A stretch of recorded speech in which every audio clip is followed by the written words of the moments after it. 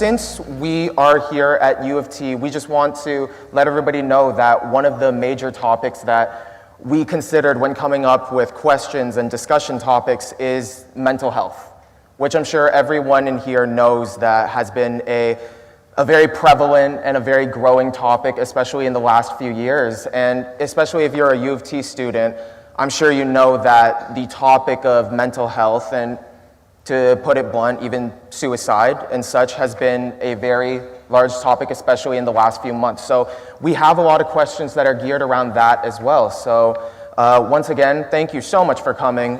We are very excited and honored and grateful to be here, but to be here with all of you. So, do you guys want to get started? Perfect, perfect. Thank you so much.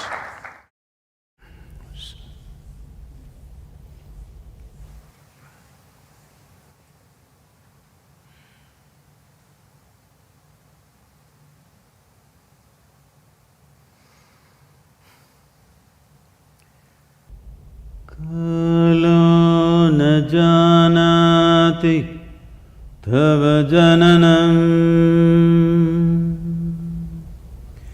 kalo na janati tava samapanam,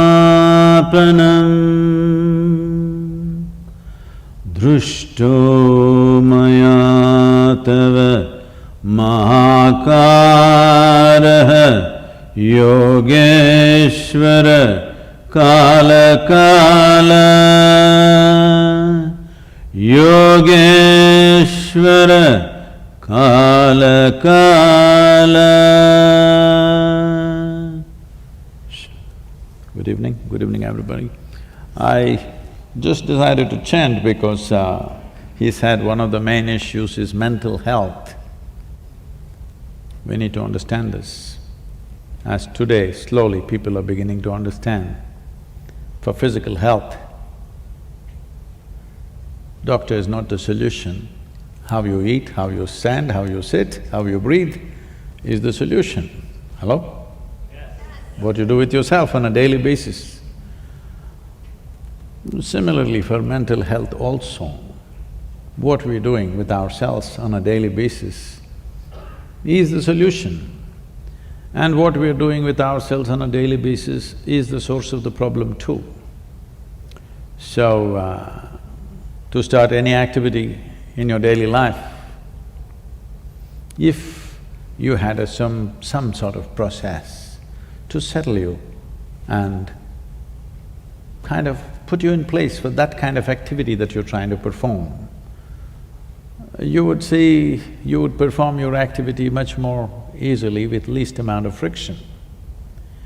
In the initial stages of mental ill health, it is just a question of little bit of friction. When the friction happens continuously, something breaks down. Once it's broken down, then fixing is a humongous task. But ensuring there was not much friction is a much easier thing to do. All of you young people, mental health is the last thing that you should be concerned about at this stage in your life, but unfortunately it's come visiting. No, it's not come visiting, it's been invited. So keeping that in mind, let's… Thank you very much. So the first question that I had from myself is… Why are you copying questions? Sorry? Why are you copying questions? I want to make sure I don't mess this up, so… Because I've usually seen people copying answers, but questions… But yeah, so the first question we had was, nobody goes through life unscathed.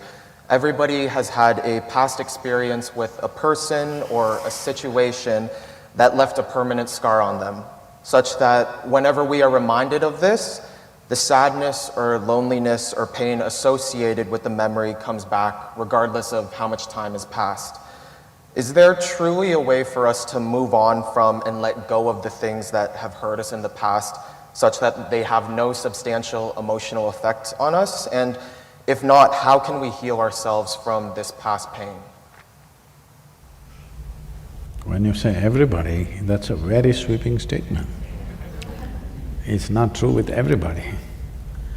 Unfortunately, a lot of people are getting into that space. Fortunately, not everybody. I am not in the group. This doesn't mean that everything in my life happens just the way I want it. No. Very few things happen the way I want it. I want you to understand this. If you keep the scope of your life very limited, let's say just your education or your profession or your family, then maybe 90% of things happen your way, 10% of the things don't happen your way. But if you expand your activity globally, then you will see only 10% happens your way, 90% doesn't happen your way. So if you're the freaking kind, then you will break yourself down. So one thing we need to understand is that if mentally, emotionally, we are freaking out on something or the other, I want you to understand there is no complexities to this. To make it very simple, you are freaking whenever things don't happen the way you think they should happen. Hello? Do you understand this? Your only problem with life is, it's not happening the way you think it should happen. Hello? That's all. If it is not happening the way you think it should happen, maybe it is happening somebody else's way and somebody else is happy. Yes or no? And most of the people in the same breath, they say they believe in God, so maybe it's happening his way. So essentially, it's not happening the way you think it should happen. But look at the way you're thinking. 2 years ago, how you're thinking, and today how you're thinking. Is it the same? No. So you are glad those things didn't happen.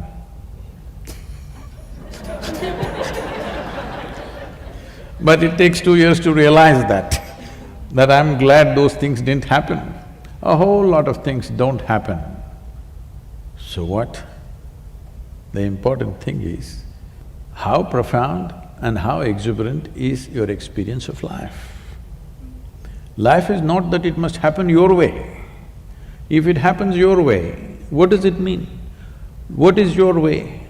Right now what you know, from that you concoct something which you call, this is my way, isn't it? Do you know everything in the universe? No. Whatever we may know, it is still very little, isn't it so?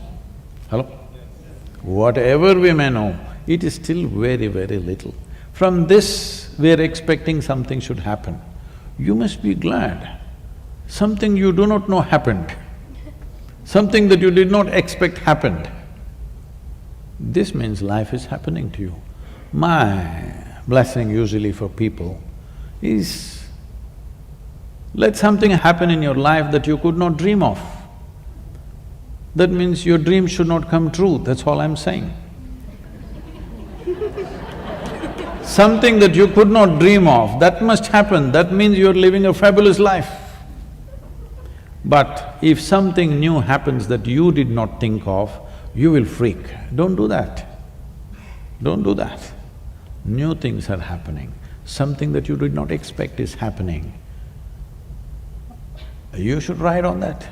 See, there's only two ways. Life has its waves. If you have learned to ride the wave, in Canada you cannot ride, it's too cold. Suppose you were in California and you were riding the waves, you're a wave rider, your dream is a tsunami one day. Hello? Yes or no? If you're really good at riding the wave, what are you looking for? The biggest wave possible.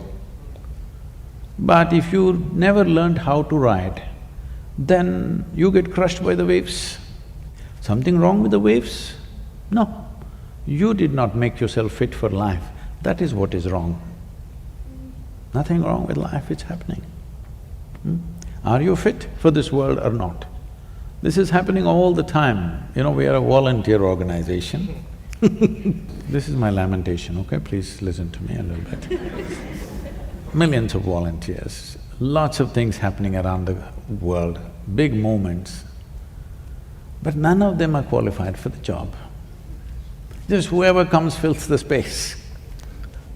I keep them up with enthusiasm and inspiration endlessly, but they don't know what to do. They're enthusiastic. You know, enthusiasm without direction, how much trouble it is to manage. And you cannot fire them because they're volunteers. You didn't hire them to fire them, first of all. So, this will be happening all the time. Somebody comes up to me and, Sadhguru, I can't work with this person, he's so terrible, she's horrible, she's that. I say, see, the world is full of such horrible people only. If you think, if you want to find something horrible, you can find something horrible in everybody. Just in everybody, without exception, yes or no? If you think what you're doing is significant, you learn to work with such horrible people. If you think what you're doing is very significant. But if you want to work with ideal people, you must go to heaven and today.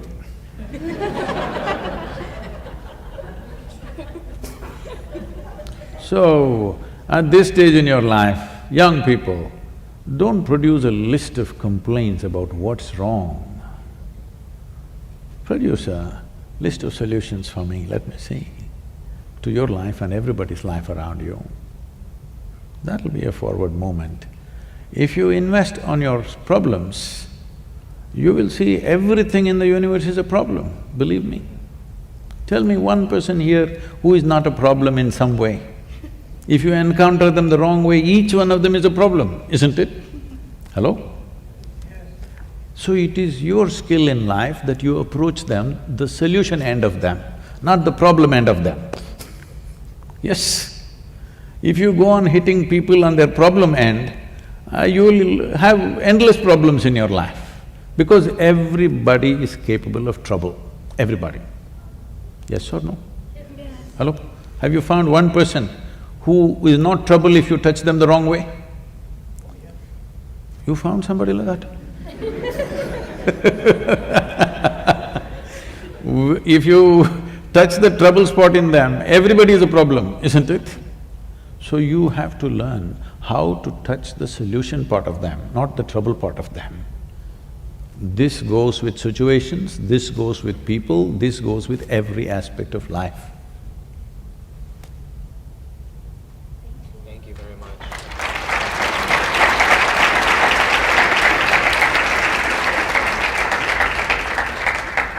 So Sadhguru, a lot of our students take leadership roles at school. A lot of them are just good friends and are part of families where problems do exist, and they take the caretaker role a lot. So what they've asked is, how do you take care of yourself when you are usually the one taking care of others?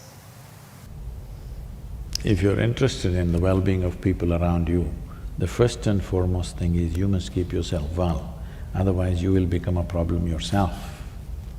If you want to be a solution for a lot of things, first thing is you're not the problem.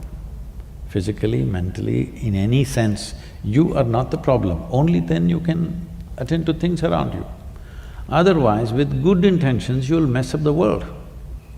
Believe me, good intentions have caused more horrible things on the planet than bad intentions.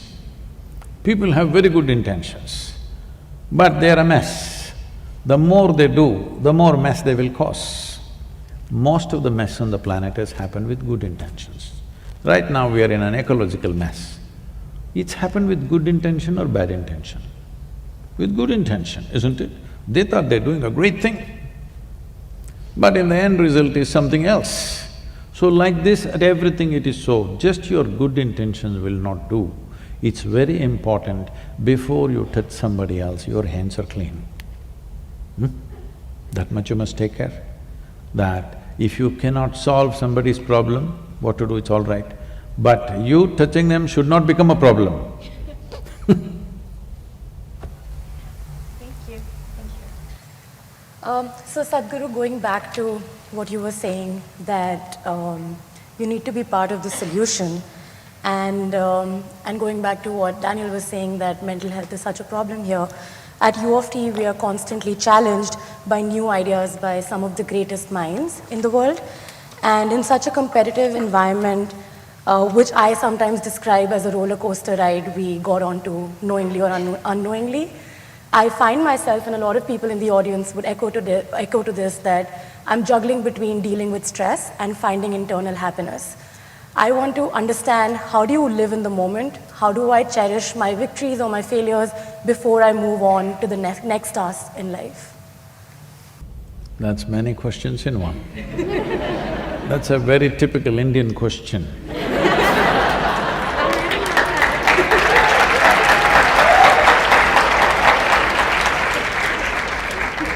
She left India only a year ago.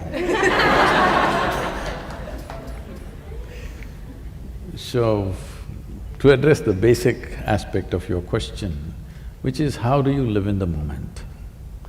I'm asking you, please live somewhere else and show me for 1 moment. Can you? Can you live somewhere else? Then why such a question? But you're mentally somewhere else, even if you're… No, mentally you're not somewhere else. You're here and thinking about something. So, you need to understand this. It took millions of years of evolution to get you to this level of cerebral activity. Now you're suffering your cerebral activity.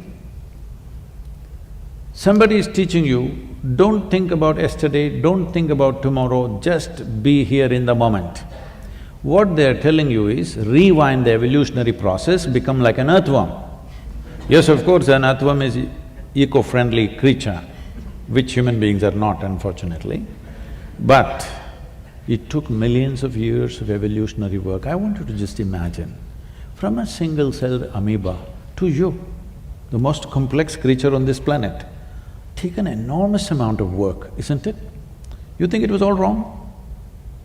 Hello? You think it was all wrong? So the problem is just this, you have a very sophisticated machine in the form of human mechanism. The simple question is, have you read the user's manual? User's manual? No. How is that? When will you read it? When you're 80 years of age? I know it's a long way for you, but when will you read it? You must make up your mind. See, suppose you buy a phone, do you want to read the user's manual within the first 3 days after you bought it, or after 3 years when you're discarding the phone? When do you want to read it? In the very beginning, at the earliest possible time, isn't it? So right now, the problem is just this. This is a very sophisticated machine. You have made no effort to know this. Without knowing this, you want to live in this and drive through the world in this, so it's a disaster, all right?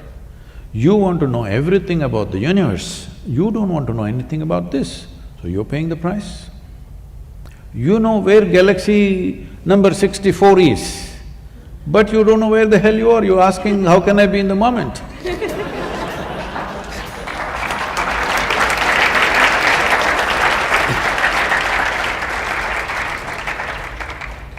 Simply, information is very deceptive. Information is very deceptive. You have information about that galaxy, this galaxy, you think you know it. No, we don't know it, we just read it in the book, all right? But this is reality, existentially you're true, isn't it? Humans know everything about this because this is you. You don't know that galaxy, that's another matter. If you wish, you can know. But you must know this because everything that you experience through this, isn't it? Do you see me right now? Where? Right here? Now, this light is falling upon me, reflecting, going through your lenses, inverted image in the retina. You know the whole story. Where do you see me right now? Within yourself. Where do you hear me right now? Within yourself. Suppose suddenly I become blurry and hazy, you think something wrong with me or with your vision?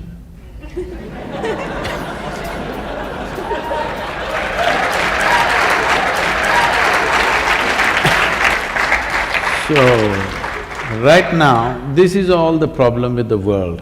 Your vision is blurry and you think there's something wrong with everything in the universe. No, no, it's your question of your perception, your ability to think, your ability to emote, your ability to hold your balance. This is yours. This is not the world's business. Hello? This is not the world's business. Somebody freaks there, you freak within yourself. Whose business is it? It's your business. If you do not take charge of this one, everything in the universe is a problem, just know this. Not one thing, everything. And especially when you're a student in a university, well, I was not much of a student, maybe you're better students than me, but when I was a student, should I share uninspiring stories? This is not good for students. So, when I went to the university, when I finished my school, I decided not to go to the university. And being an educated family, this is not like today that you can take a year sabbatical, such things did not exist. You finish school, you must go to the university. This is a time in India, 70s, if you miss out 1 year, that means maybe you'll be on the street. That's only two options. Either you're well educated, you're on the street, there is no in-between other options.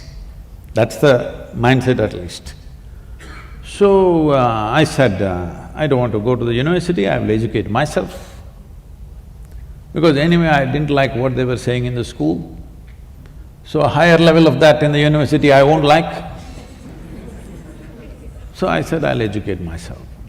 And you won't believe, I thought people who supposed to be my friends, my parents, my loved ones, everybody started looking at me, I have done something, some crime. It's like I've done something against them. I only said, I'll educate myself. Suddenly everything became different. Suddenly everybody is looking at me like I'm some strange creature who is not doing whatever he's supposed to do. So this 1 year I spent in the Mysore University library. Every day, library opens at 9 AM, I was the first customer. It closes at 8 PM, I was the last one to leave. I was a… why am I telling you all this? In the moment.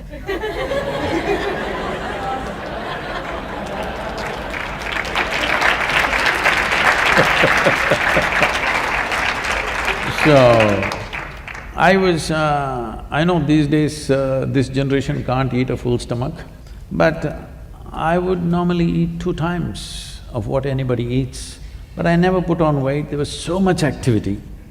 Every day I'm cycling 40-50 kilometers, I'm swimming, I'm climbing trees, I'm doing things.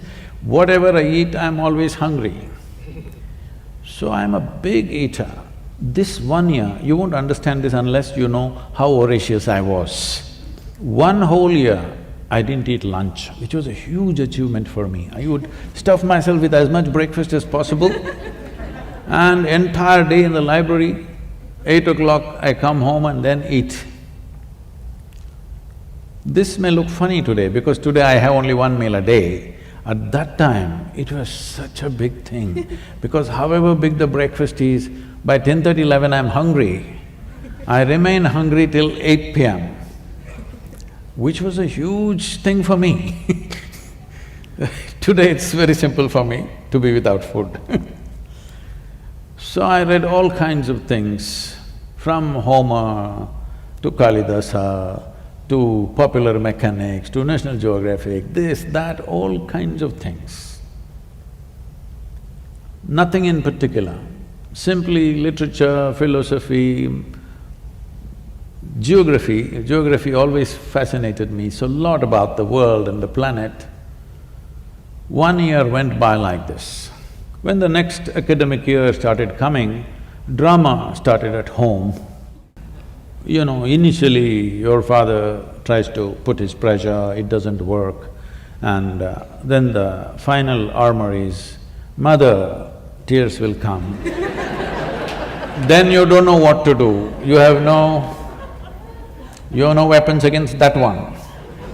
So I said, okay, I will join the college, but only if it's English literature. They said, what will you do reading poetry? What will you do? My father, being a physician, said, I've got the seat ready for you, get into the medical college, you'll do well. I said, no, doctor, no. Then he says, okay, do engineering. Then I said, this is not right. When I said no to doctor, if you had told me become a veterinary doctor, Ayurvedic doctor, this doctor, which doctor, something, I would look at it. I say no to doctor, you say engineering. This doesn't go well with me. So I said, no, literature or I'm going back to the library. So they said, okay. So I went there, joined the Mysore University. Teachers come with huge notes, generally handwritten notes, and they're reading it and ask everybody to write down.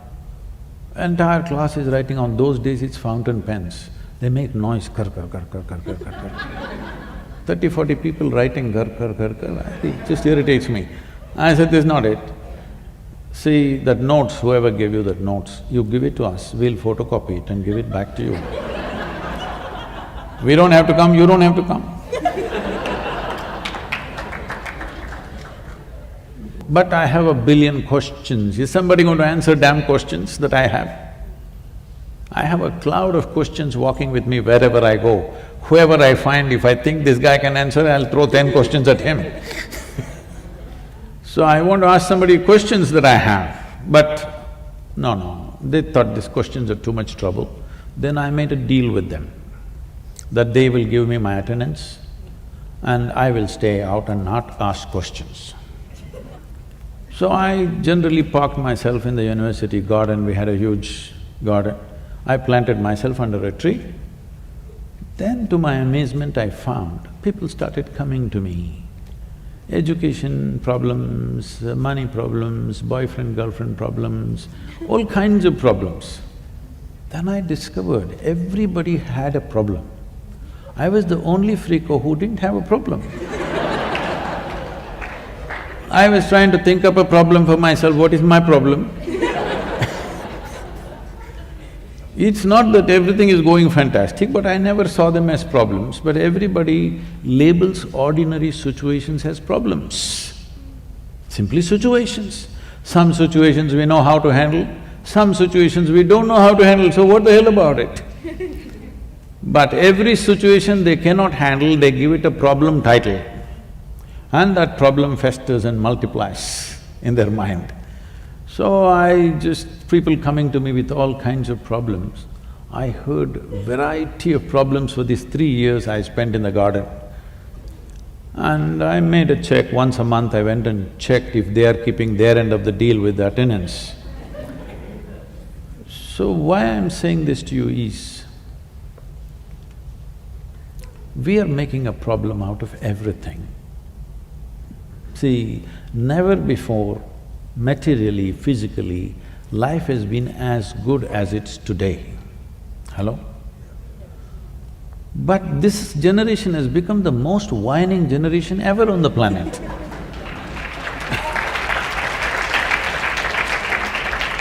Small things, big things, everything whining, simply because they're taking such strong positions on everything. There is… youth means you must be open. You've not taken any position in your life yet. Yes.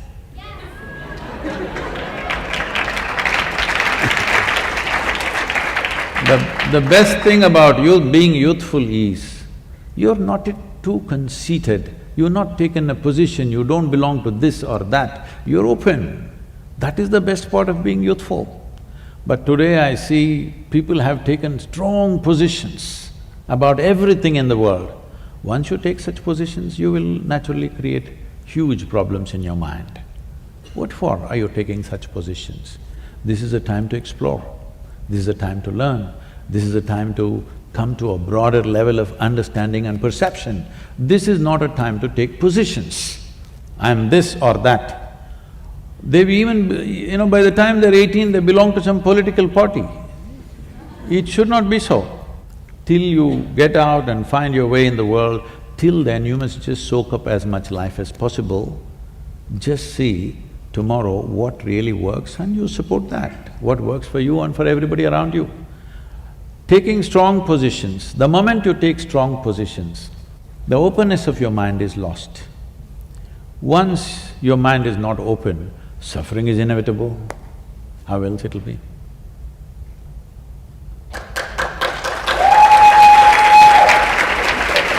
Who's that guy?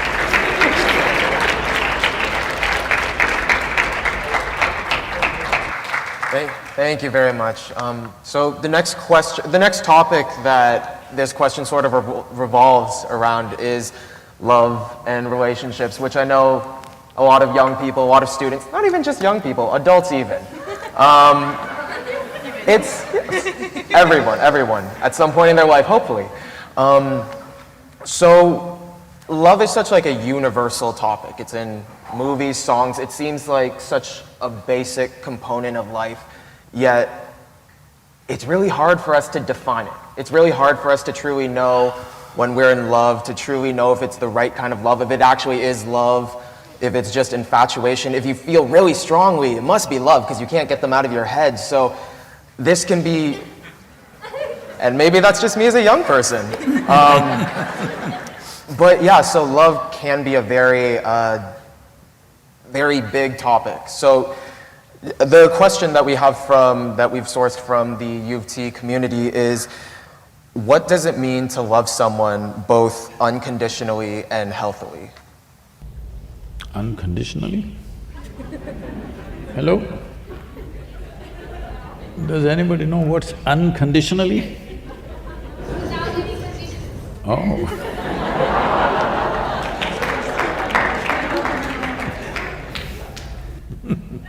There are always conditions. Are they reasonable conditions or unreasonable conditions? That's the only way you can distinguish. But what is very reasonable for me may be unreasonable for you. What is very reasonable for you may be unreasonable for me. So friction happens. The problem is this, that we are calling human transactions as love. Human transactions are human transactions.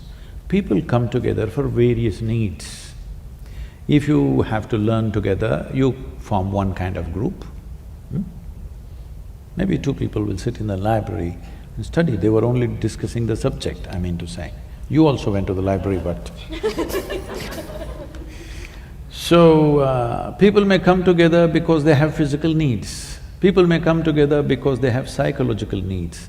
People may come together because they have emotional needs, financial or social needs, all right? Or maybe a combination of all those things put together. So, these transactions, everybody has to do. Various levels of life, different types of transactions. So, what we are calling as love is a certain sweetness of emotion within you. Right now, your condition may be such, you're not able to trigger the sweetness of your emotion without the help of somebody. I'm not willing to point at anybody because this will be misunderstood. Without the help of another person, you are not able to trigger the sweetness of your emotions. Now, you think, only with this person, my emotions can be sweet. I'm asking you, whether it's love or hate, anger or tranquility, whatever, pleasure or pain, even light or darkness, does it happen within you or outside of you? Within you. What happens within you, if it needs an outside push, that means you're a low-tech machine. You know? In 1950s, if you owned a car, morning if you have to start it means you need two people to help you, otherwise it won't start. But today all the cars, even in extreme cold, self-start, isn't it? Isn't it time you upgrade your technology? That if you sit here, you can sit here lovingly. Not because of her or him or her. Just like that, you can sit here lovingly. If there's somebody you can share, nobody, you can sit here lovingly. What's stopping you? So, if you made yourself as a human being with a joyful mind and a loving heart, then you will conduct transactions, various transactions, in a sensible, graceful manner. Those are called relationships. Love is one aspect which is within you. Relationship is a transaction, the other person is involved. This is always a compromise, there's no perfect relationship anywhere. Yes or no? There is a give and take. If you're running the relationship 51% your way, you're doing great. Sometimes the percentage tilts in their favor, you try to push it in your favor. Transaction, but any transaction will sustain only if it's beneficial for both the parties. Whether it's marketplace, friendship, marriage, whatever, it will only sustain if it's beneficial for both the parties, isn't it? So you have to ensure, even if the other person is not competent to benefit or doesn't have the push to benefit, you must make sure the other person benefits, otherwise it'll not sustain. Even if you're doing business, I'm telling you. If you want continued customership from somebody, you must make sure he benefits, even if he doesn't ask for it. Hello? Yes or no? Yes. Then relationship will sustain. So do not misunderstand these two things. I know it's because you're going by pop culture of songs, music, Broadway and Hollywood. Leave that alone. You look at it from your perspective. Human emotion and human thought happens within you. If this happens the way you want it, will you keep this very pleasant or unpleasant? Pleasant. If you keep it pleasant, you are naturally loving, your emotions are sweet. If your emotions are sweet, will people want to be with you? Of course they want to be with you. Yes or no? Yes. You don't have to do any circus to have them. If you are a very wonderful human being, they desperately want to be with you, isn't it? You don't have to do any tricks to have them with you. So, relationship becomes easy, whichever way you play, it works. You don't have to be unnecessarily conscious what to do, what not to do, how not to hurt that person, nothing. When you are a wonderful human being, when your thought is joyful, your emotion is sweet and loving, you can conduct your relationships whichever way you want and it'll work, because they want it, all right? So you must make yourself want it, that's what I'm telling you.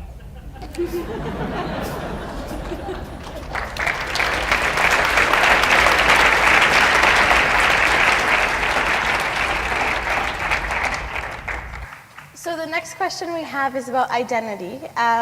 It's a personal question that I've come up with, but I think some of you might be able to relate. So I'm a diaspora, I'm Canadian born. My family is from Tanzania, but originally from Gujarat. So I've always struggled to identify who I am in the Canadian context. So when I went to school and I had to eat lunch, I would take my butter chicken and I would go sit on the side because I didn't want my white friends to have to smell my food. But when I was with my family at a mosque or temple, I would all of a sudden have an Indian accent. So I was always stuck between these two identities constantly. And these are things I did as a child, 6, 7, 8, 9. And now as an adult, I'm still trying to figure out how to navigate in this space.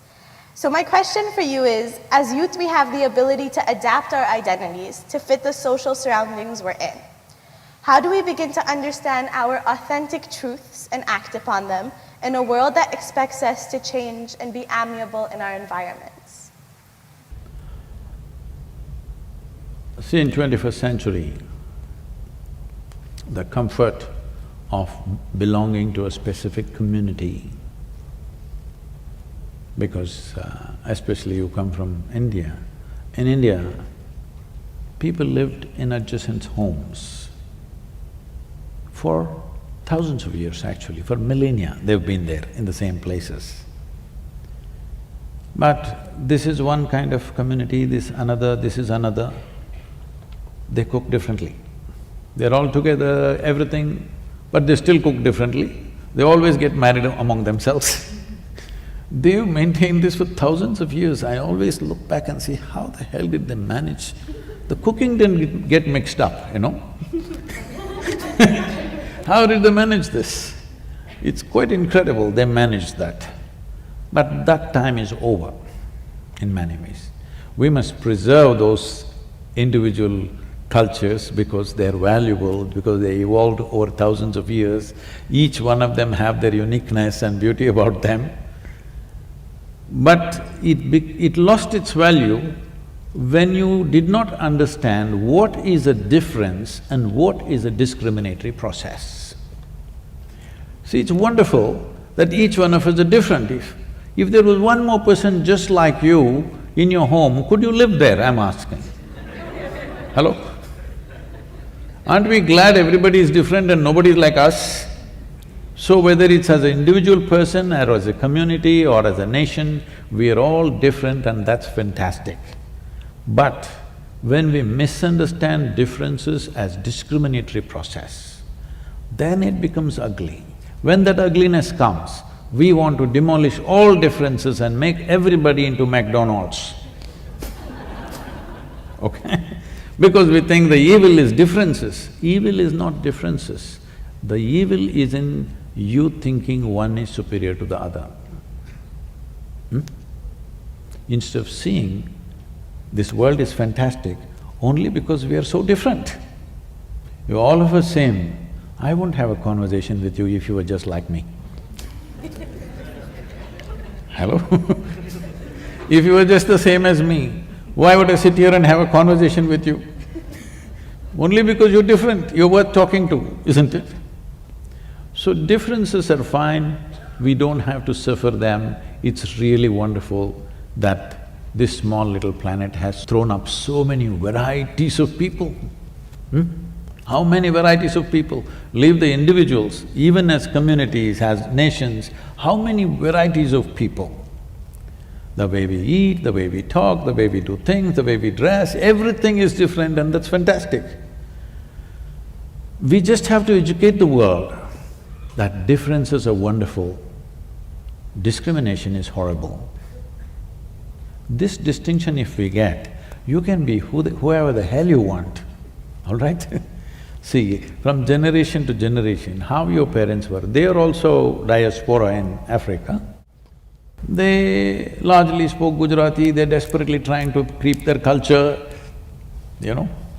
Actually, people who come out of India in 50s, 60s, they are more Indian than the Indian people. Because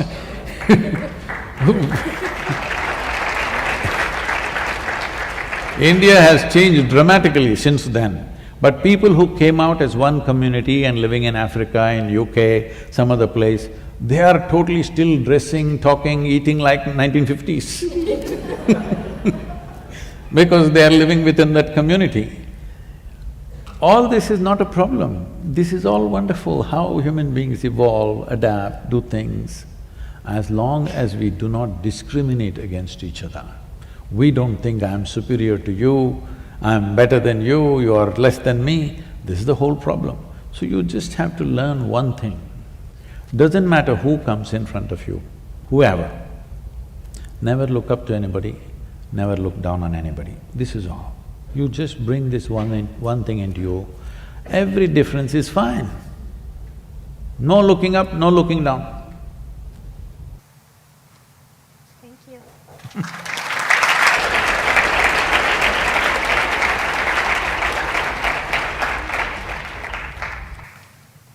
Sadhguru, the next question is something that we've sourced from the audience, and it's been a personal question as well, which is that when we're on this journey of life, we tend to set a lot of short-term goals, and when we don't achieve them, we don't know how to deal with failure. And that is something we all deal with a lot at U of T in specific, but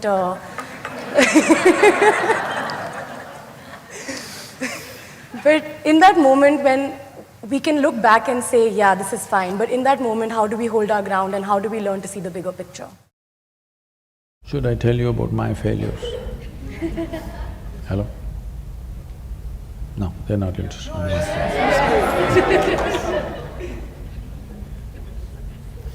I have some friends who want to know about my failure.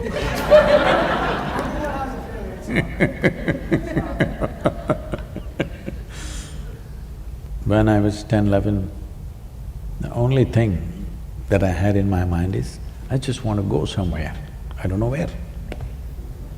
So those days if I got 5 rupees, 5 rupees was lots of money. I bought a little bit of bread and disappeared into the jungle. Just walked around, caught a bunch of snakes, I observed everything from insects to worms to animals to everything. When I ran out of food and became difficult, after 3, 4, 5 days, came back. By then there was a lot of unnecessary excitement in the town.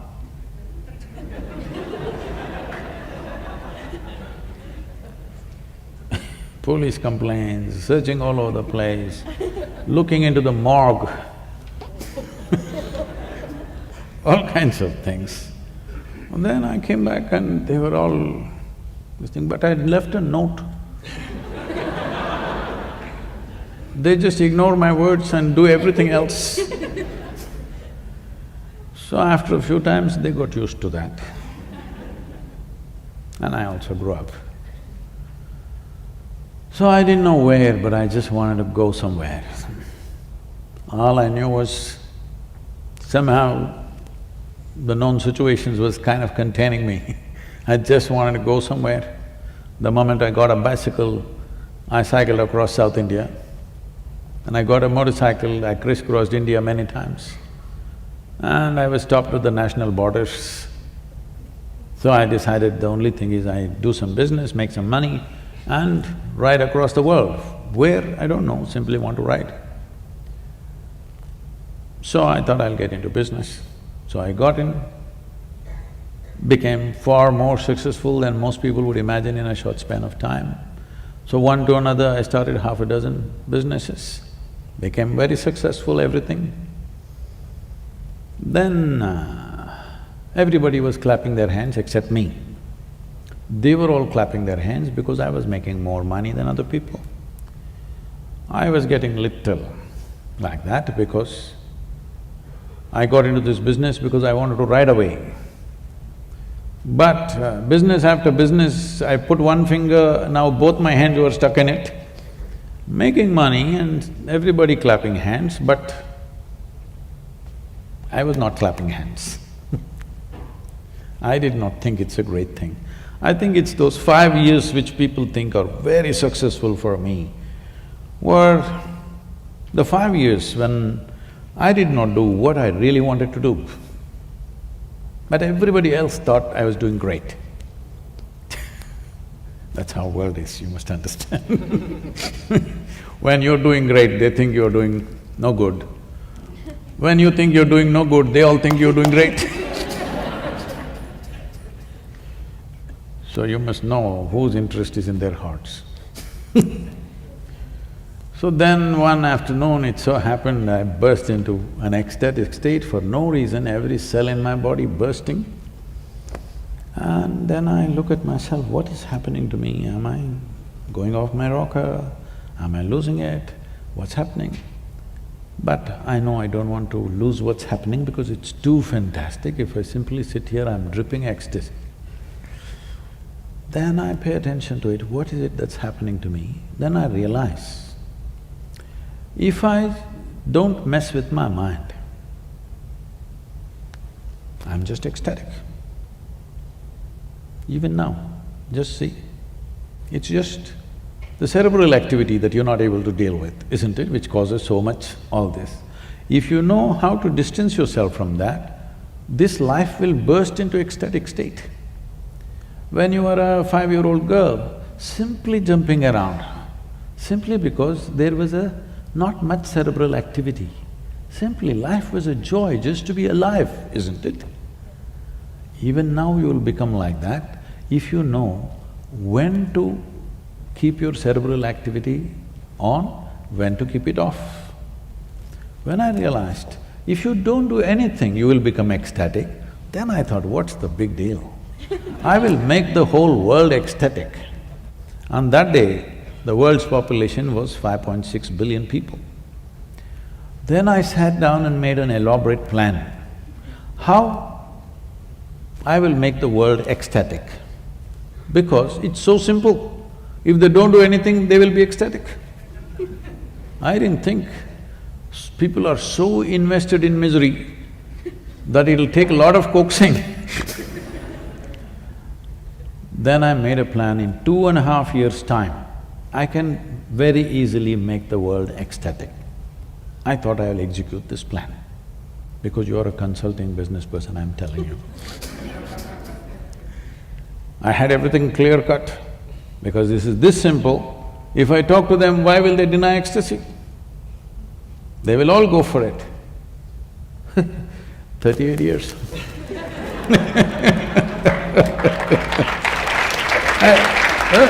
Don't do this. You're clapping at my failures. So people today say we have touched somewhere between 800 to 900 million people. But that's not my idea of the world.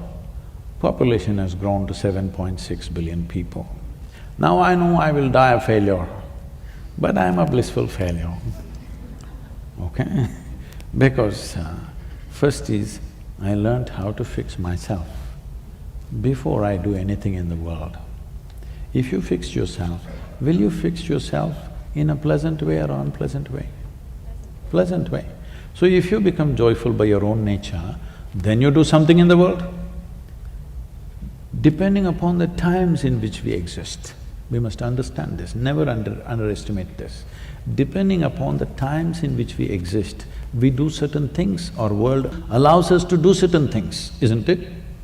Today you're in your university, all of you here, because this is 21st century. If this was 12th century, maybe you would be fighting a war, maybe you would be plowing the land, maybe you would be doing something else. So you being a university is not your achievement, it is the times. You have some role, you have a stake in it, but it is the times which is allowing you to do this, isn't it? Historically, at what time we are born is deciding most of what we do. So do not make that a big affair. First and foremost thing is to grow this piece of life to its highest possibility. If you grow this one to a certain level of capability, competence and well-being, this will do something in this world according to the times. Instead of that, what you're trying to do is, you're trying to upgrade your activity without upgrading the machine. It is like you took an old beat-up pickup truck, I won't name the brand because they're just across the Great Lakes.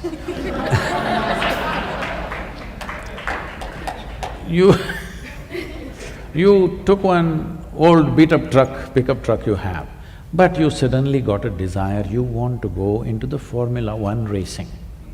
You went. Now your four wheels will be going in four different directions. You want to get onto the track, at least buy a standard Ferrari. Hello? If you have an upgraded machine, is your activity naturally upgraded? I'm asking you. But without upgrading the machine, if you upgrade activity, upgraded activity is creating enormous suffering, isn't it? See, those of you who are thinking it's very hard to be in the university, I can take you back home and make you plow the land. Very easy.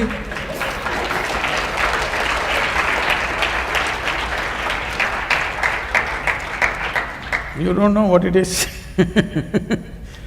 So I'm not trying to make fun of things, but I want you to understand the privilege of being in the times in which you are, where our survival process is better organized than ever before in the history of humanity. Yes or no? Yes or no? Are you materially not living better than your parents and grandparents? Unless your father was a Maharaja in India or something? No, you're common. So definitely you're living better than them, isn't it? Especially all of you young women who are here, I want you to acknowledge this, that this is the best time to be a woman on this planet. It never was this good.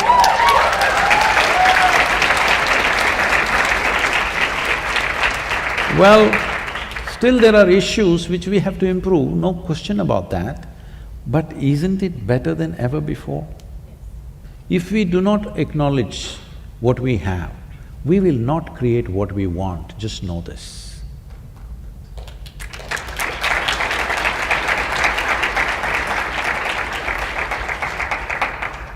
Sadhguru, while we're really enjoying this conversation and I don't want to bring it to a pause, but I would like to open up the floor to audience questions at this point.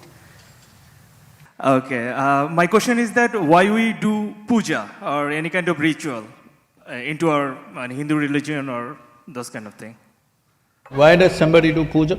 Yeah. Okay. Okay, okay. Do you brush your teeth every day in the morning? No, I'm just asking. You do? Why? Okay. So you understand that. There are many people, for a long time in the history of humanity, they never brushed their teeth. Yes or no? In previous generations of people, by the time you're 40, 45, most people lost their teeth. And it was perfectly normal. You're 50 and you still have all your teeth was a big surprise. Yes, it was 2 generations ago. So today everybody has their teeth intact because everybody's taking care of those things, we are glad, because it's not only for their well-being, for our well-being also. Similarly, I don't know what kind of puja you're talking about. I am not the puja kind, so I wouldn't make a very sweeping comment on that. But generally, people evolved processes to fix themselves in so many different ways. For teeth, they had this, for their mind, they had one kind of thing, for their emotions, they had another kind of thing. Like this, they evolved processes. If for generations somebody is doing it, it must have worked to some extent at least. Is it absolutely working? Maybe not. But is it worked in some way? Yes. Just because you brush your teeth, does it mean to say you will never go to the dentist? You still go. So just because you do puja, does it mean to say you will never get a problem? You still get. But a lot of things managed by simple processes. Questioning it from outside, thinking this is ignorance, this is this, this is that, is not right because like this, I'm not the puja kind, I can't defend that because I don't do it myself. I must admit now, in my entire life, never once in my life have I ever prayed. Never prayed. I never did that because such a need never arose within me that I need to pray for something. So I'm not the right person, but I have seen certain rituals which are powerful, which is making a huge difference for people, or they should not be destroyed. They are very important because people brought much well-being within themselves, around themselves by doing certain things. Right now, when I sit here, you might have noticed that I'm doing a simple process with myself. Why is this? See, to do different types of activity in our lives, our energies need to be focused differently.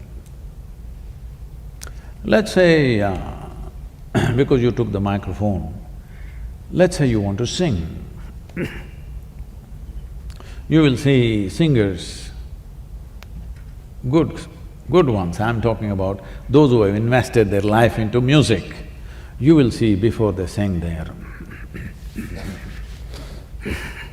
preparing, they have their own little ritual, something of their own, each person might have developed their own. Or if you're in India, they may have a traditional ritual which they do before they sing. And this keeps his voice, his well-being, more than anything to sing. The maximum amount of your energy should be in your throat. If it's in your hand at that time, it's not going to help. To perform different types of activities beyond certain level of competence, you need your energies focused. Why do you think one human being is able to do a certain activity so well, another person just can't do it? Simply because their energies are focused that way either naturally or by training. An athlete, before he runs, he's doing his own little ritual so that He doesn't get his cramps and this and that. That's his own ritual. If he doesn't do that ritual, can he not run? Maybe he will run. Maybe he will still run. But he knows to perform beyond a certain limit, certain amount of preparation definitely helps. So like this, people evolve different kinds of rituals. There are very powerful ritualistic processes. The problem with the ritual is just this. The problem with the ritual is not the ritual itself. The problem with the ritual is the integrity of the people who conduct these rituals, which is a serious issue. Because integrity is at a certain low in the world generally, rituals can become very problematic because they have a certain power about them. There are two ways to bring well-being. See, we are on the yogic path. For us, well-being is all internally organized. We don't depend on any ritual, whatever. But is everybody capable of doing this, investing their life for their internal growth, managing it well from within themselves? No. People need a ritual. 100 people are sitting here, they're not able to do things by themselves, so you do some common process for all of them. Something that they cannot do by themselves, you try to impact them in a certain way so that they benefit. If they could do everything internally, no need for any ritual. I have no need for any ritual in my life. But is everybody like that? No. Initially when I was young, I refused to make any kind of even smallest ritual available to anybody because I was young and little cruel. I said, you better work for your well-being. Why should I do anything for you? But slowly I see there are many people who will never take that level of commitment to work for their own well-being. You have to do something to them. So now we do certain things, minimizing it, keeping it at the minimum, but if people need something, we do something. But the basic focus is, the best thing is your well-being comes from within you, because that way you're free. If your well-being comes from me, in some way you unnecessarily become leaning on me. We don't want this. But those who need a crutch, shall we tell them, pull off the crutch and say, walk right now? Shall we do that? That would be very cruel, isn't it? So rituals are there. Ritual is not the problem. The integrity of the people who conduct the ritual is a serious problem. That is what we need to attend to. Don't throw the baby with the bath water. Bath water has become dirty, but the baby needs to be rescued.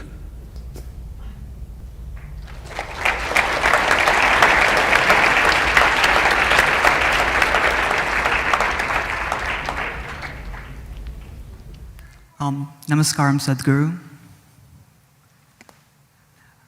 First, I'd like to start by saying that thank you for everything that you have done. I've taken your inner engineering course a while back, and it has done amazing things to me. I always thought that in order to be spiritually liberated, you need to find yourself a guru.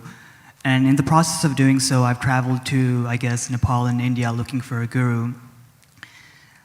I've read an article that you published online where you've said that how do you know when you find your guru? And you've mentioned that if you meet someone who almost threatens you and you want to leave, but at the same time there's something that brings you back to this person, then you found your guru. Like, can you have multiple gurus, or how do you know you're in the right path that, hey, this is working for me and I should be doing this?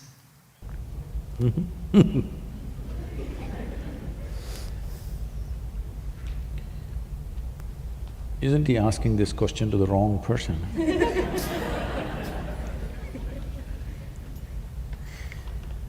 See, first and foremost thing is, when somebody is saying something, okay, you listen to them. Don't believe them. You must listen carefully, but don't have to believe. You must look at them carefully. Whatever they're talking, has it worked for them? If it's worked for them, obviously they know what they're talking. So you must stay. So, is this my ultimate guru? Is he going to take to the end? Let's see, let's go one step at a time. You don't know what is ultimate, isn't it? If he helps you with the present level of your limitations, let's go to the next step and see what the hell he can do. If he does something meaningful, stay, otherwise go. Hello? So, don't think in those terms. See, every year I'm trekking in Nepal and Tibet. Here there is one Sherpa guiding me. He's an illiterate fellow, all right? But on the mountain, if there are two ways and I want to go this way, he won't say, Sadhguruji, please come like this. He'll say, I just go that way, He treats me like I'm his mule or something. But I just follow him, because there you better follow him. You understand? Because the simple thing is this, he knows the terrain, you don't know the terrain. The same goes here. If you think somebody knows the terrain, you take instructions. If you think they don't know the terrain, don't stay there, why are you wasting your time? Isn't it? So the simple way to find out is that, I'm saying something, you must look at me carefully. Has it really worked for me first? Or am I talking some scripture to you? If you think it's worked for me, you must hang on. If you think it's not worked for me, you shouldn't waste another moment with me.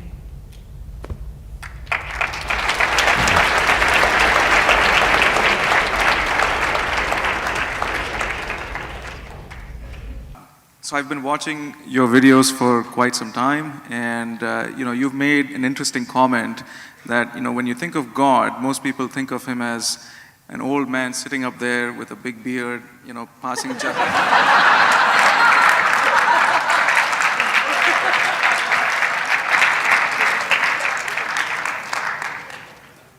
You talking about me? The old beard sitting up here. Tell me further. And so my question was, I was curious to understand what in your definition would be God.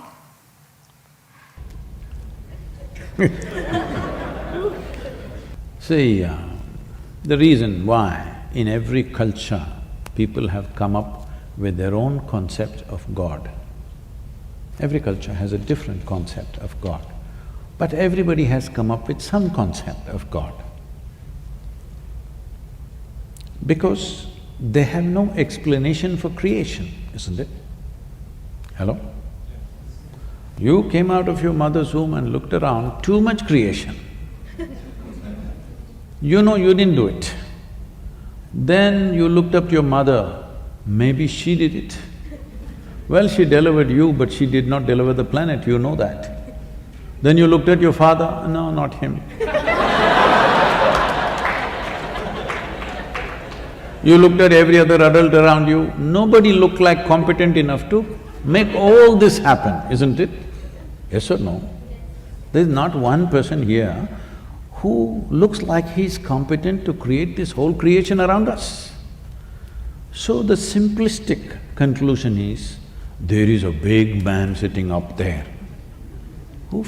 I fit the description, at least the Western description I fit, in the India I don't fit. But now there is an argument. There's a big argument in the United States churches, is God a man or a woman? The last election they tried to settle that issue. Didn't work that way. So, your ideas of God are essentially cultural in nature. You know Idi Amin? You heard of Idi Amin? You know, Uganda man? Not Tanzania, but in Africa. Idi Amin declared God is black. I agree with him. I agree with him. Because if a white man can have a white god, why can't a black man have a black god? So this argument also is going on, particularly in the US churches. They tried to settle that in the previous election.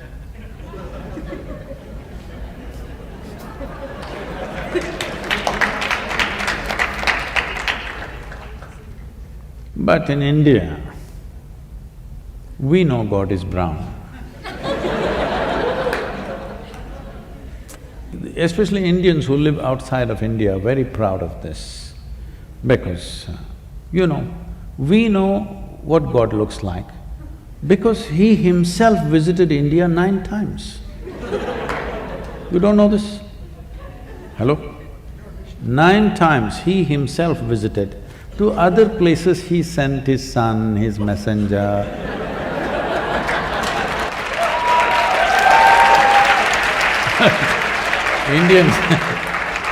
Indians are very proud of this. To other places only messengers and sons went, to India He Himself came. I keep reminding them, that is because God wouldn't trust anybody else with Indians. He wanted to do the job hands-on with Indians. So He Himself came not once, 9 times. And He failed. 9 or 10 times we can debate, but failure you cannot debate, isn't it?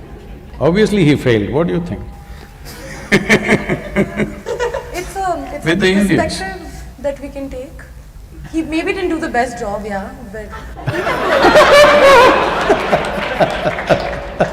but he was good.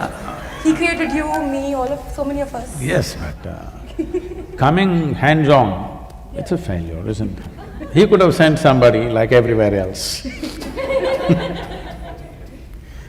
So, our ideas of God are coming because we have no explanation for creation. What you're referring to as God is essentially that which is the source of creation, isn't it? Yes. Because you're human, you're imagining it has to be a big human being. Suppose you were a buffalo. You would definitely think it's a big buffalo. You heard of the big yak in Tibet? You not seen? I went hunting for a big yak.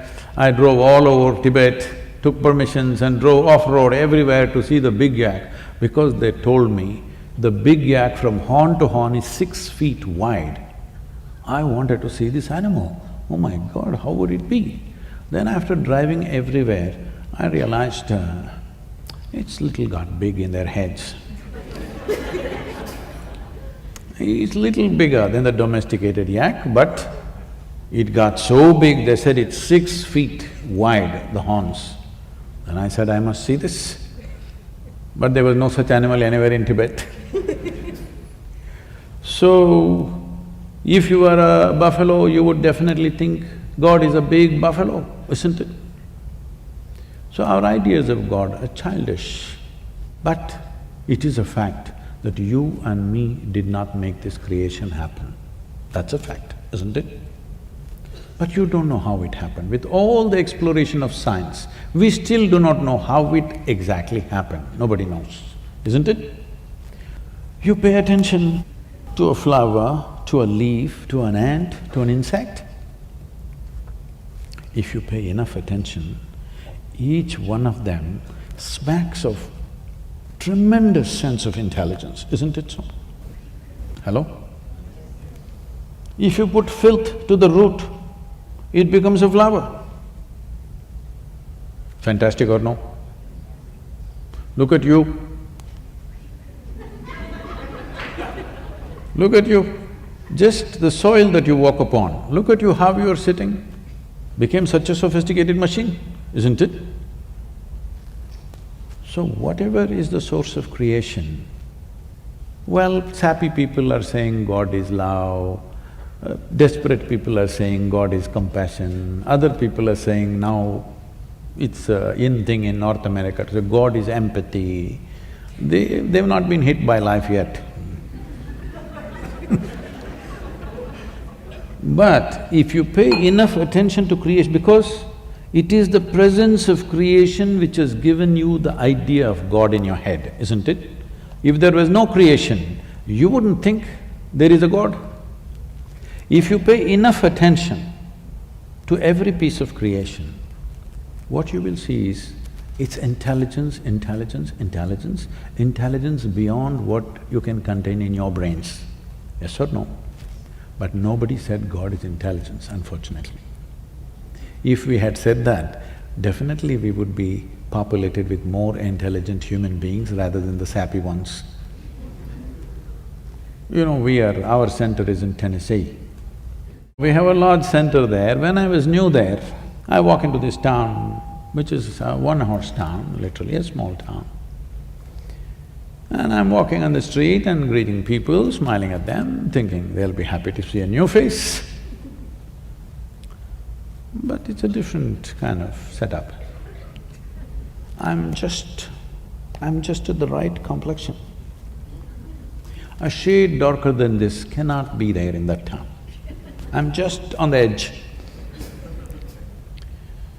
So one big man, this wide, over 6 feet tall, comes and stands close to me. He looks down at me and says, "God loves us." Then I say, "The way you are, only God can love you."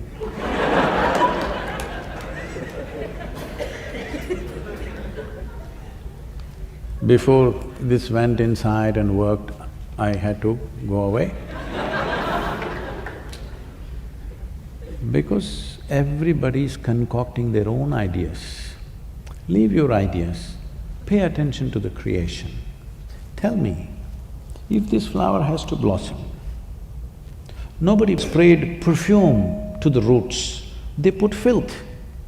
Hello? They put manure. That manure became fragrance. This means, is there a tremendous amount of intelligence functioning in this rose plant? Hello? Yes. You ate a piece of bread and this became a human being. Is there a tremendous amount of intelligence beyond your brains functioning within you? Yes. So, this is the source of creation right now for you. If you access even one drop of that intelligence, you will live magically instead of becoming hallucinatory. If you believe things that you don't see, you will become hallucinatory. But if you access things which are not in your access right now, your life will get tremendously enhanced. That's what you should look at. Right now, there is an intelligence here which can turn a piece of bread into a human being. If I took a loaf of bread in my hands and made it into a human being, who would you think I am? You would think I am the source of creation, isn't it? Every one of you is doing this in your stomach, of course, not in your hands. But no access. So, if you don't have something, it's okay. But if you have it and you don't access it, this is a crime, isn't it? So my entire life's work is just this, so that you find access to the source of creation that also throbs within you. You're right now a piece of creation, that's fine, but you are also the source of creation within yourself. If you find access to that intelligence, you live in a magical way. Other people will think you're superhuman, but this is not about being superhuman. This is about realizing being human itself is super.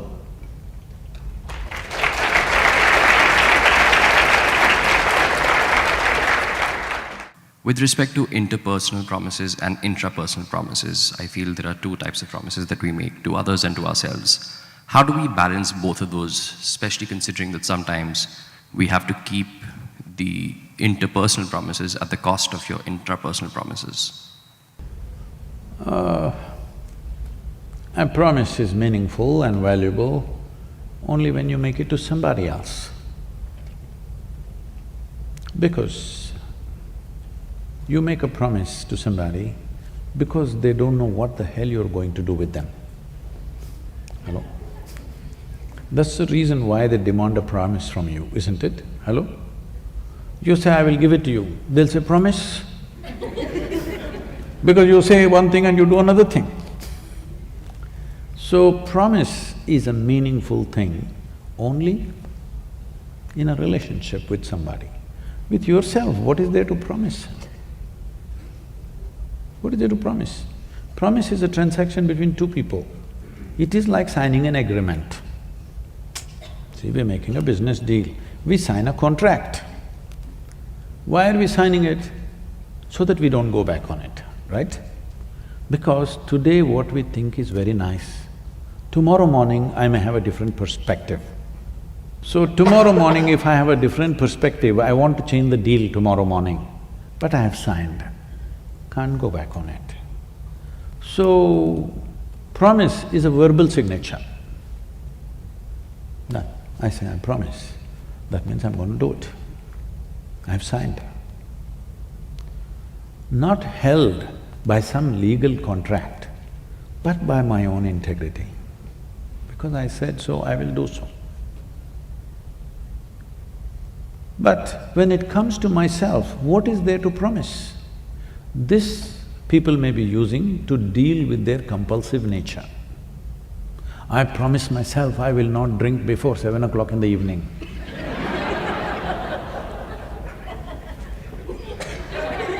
7:45.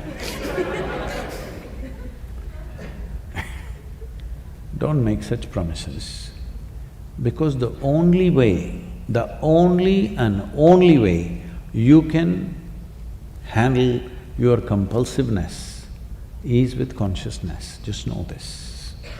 There is simply no other way.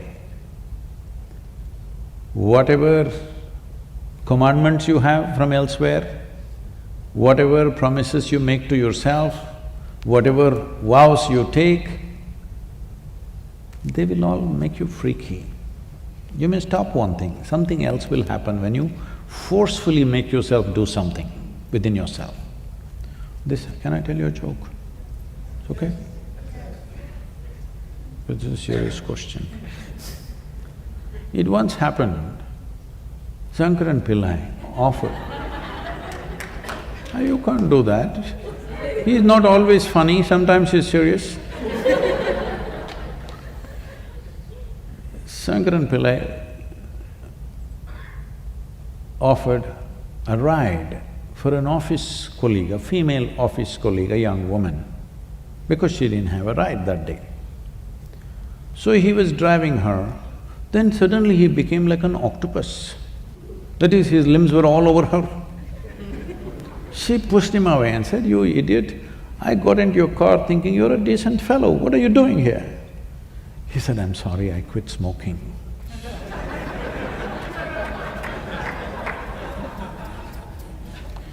Don't do things forcefully with yourself.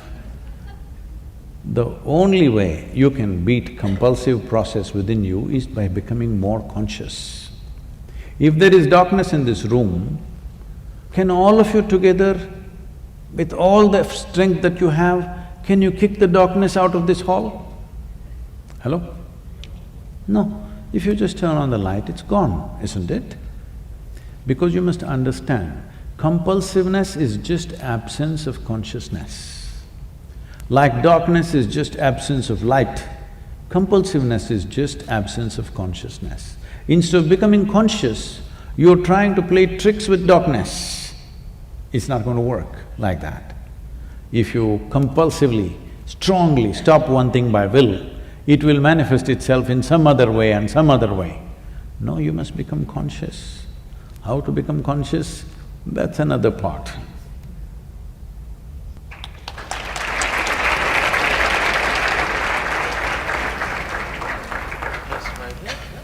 Hi Sadhguru, how are you doing? So my question is that we learned that we are sophisticated machinery and that we must learn how that sophisticated machinery works. But how do we approach that? How do we go about learning how this sophisticated machinery works? Unfortunately, we have created a movement in the world, education being the core of it. There are many other aspects, Education is the core of it, where it's always about conquering the world. Right from kindergarten, they're only asking who is number one, who is number two, who is number three, who is number last. It's always about being better than somebody, it's always about conquering something. See, conquest is one way of having things, but inclusion and embrace is another way of having things. If you have somebody in your life that you have conquered, I've conquered him and he has to be here, well, he will ensure that my life is miserable moment to moment. Yes or no? Daniel, can I trust you on that or no? Yes, you will. But if I have included him and he's here by choice, now he will be a great asset to have around me. This is a choice you have. But unfortunately, the orientation of the education is a consequence of the general attitude in the society. We have become a conquering mode. I think this is a fallout from the imperial way of existence that we've had for the last 3 centuries. That we think we are powerful and we are good only when we have everybody at our feet. Well, with technology, with worldwide growth of human aspiration, having everybody at your feet, times are over. Everybody needs to come to their senses. Having people at your feet, those times are over. Because many things have changed in the last 1 century, that you cannot conduct the world that way. But still we have not managed to change the education system fundamentally. Here, still you're struggling, who conquers whom? When you want to race with somebody, or when you think life is a race, all you want to do is get to the finish line fast, isn't it? Hello? If entire life is a race, finish line is death, why don't you get there quick? Hello? Is that what you want? People are telling me that is also happening in the universities, unfortunately. That is also happening, most unfortunate. Why would a young person want to take his own life? But such a thing is happening, I'm telling you, in India in 2017, 18,600 students below 18 years of age committed suicide, below 18. Out of this, 7,400 students were below 15 years of age. Can you believe it? 12, 13, 14-year-old children taking their own life? What is it? If thousands of children below 15 years of age want to commit suicide, don't we realize that we are doing something fundamentally wrong? Hello? A child of 12, 13, 14 must be exuberant, full of life, excited about everything in the universe, but they want to kill themselves. And 99% of the time, it's because of the education system, the burden of the education system. Because not everybody is geared for being a conqueror. Many people feel distasteful when they have to conquer something. Some people feel like this. Other people, more sensitive people, feel horrible when they have to sit on somebody else's head. Hello? Yes or no? But the only way to succeed is that I must trample on you. It is distasteful for me. But if you don't give me any other way, I may do it, but when I can't do it, I'll do something else. This needs to be looked at. This is not an individual issue. This has become a global phenomenon. This is not in one place, this is not in one university. Schools, I'm saying below 18 years of age, below 15 years of age, when they want to take their own life. We are doing something very fundamentally wrong in the society. The main problem is this: we want everybody to be conquerors.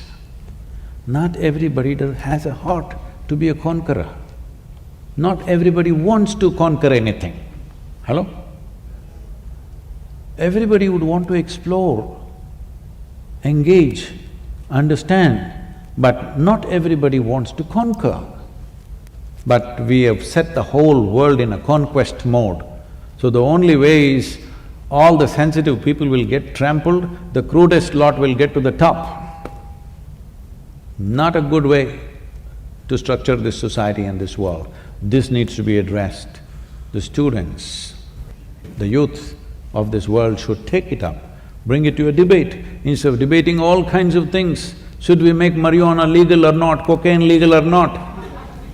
You must debate this, that what form of education do we want, not just at the university, it must start at the kindergarten. Is it about making you into a sensitive, intelligent human being, or is it about making you a fighter who kills everybody and stands there like this over somebody's blood? If somebody falls down with bleeding injuries, I can't do this. Hello? Can you? All of you? Suppose I smash you up in the face and you fall down there bleeding, my heart will bleed, I can't do this when you're down. Very few people can do that, and they must remain few. Hello?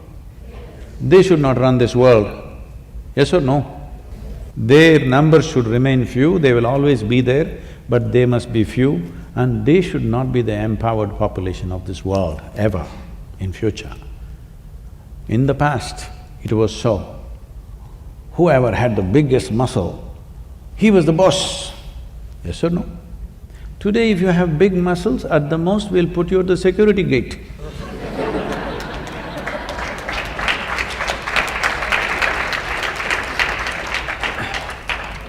So the world has changed. It's time we change the structures which make people. Education is an important process because nearly 90% of the human population is passing through that one sieve, isn't it? Hello? There are many other structures in a society. We may go there, we may not go there, but nearly 90% of human population is going through this one sieve called education. This sieve should become a sensitive, very humanistic sieve. This should not be an imperial sieve, this should not be, an Adolf Hitler or Alexander the Great kind of sieve. Right now we are trying to produce them. We are trying to produce them always. We are trying to produce tyrants who will enjoy other people's failures, isn't it? Hello? Yes. I want to be number one means what? I enjoy all of you have failed. Why? Why have we brought this about? It's time the youth of this world stand up and demand a more sensitive, humanistic education process for your own growth, well-being and the well-being of the world, because this world is yours tomorrow.